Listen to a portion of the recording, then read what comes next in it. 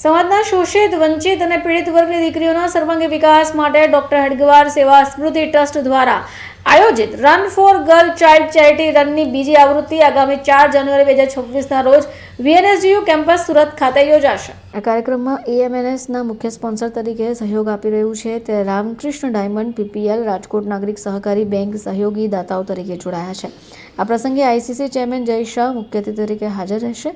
શહેરના અગ્રણી ઉદ્યોગપતિઓ અને મેરેથોનની આયોજન સમિતિના સહ આયોજક એવા ઘનશ્યામ શંકર, અમિતભાઈ ગજ્જર, શ્યામજી રાઠી, રાજેશસિંહ સુરાણા, રાકેશભાઈ કંસલને પણ આમંત્રિત કરવામાં આવ્યા હતા.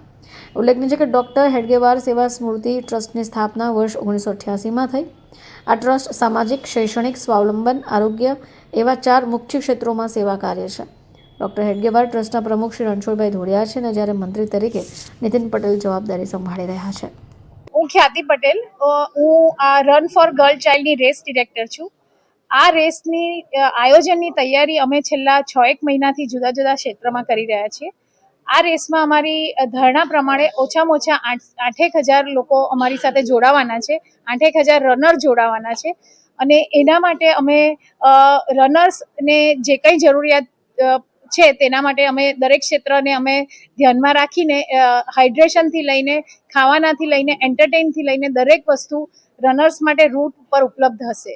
એની સાથે રનર્સ માટે નક અને નારાયણને જરૂર નહીં પડે, પણ તેમ છતાં મેડિકલ સેવા પણ હાજર હશે.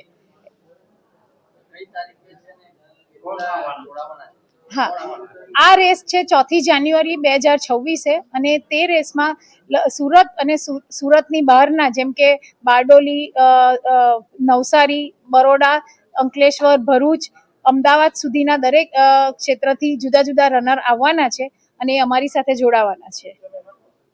મુખ્ય મહેમાન તરીકે જય શાહ આવવાના છે. એન્ટ્રી ફીસ એની 300 રૂપિયાથી લઈને 1,000 રૂપિયા સુધી હશે. જુદી જુદી રેસ માટે જુદી જુદી એન્ટ્રી ફીસ છે.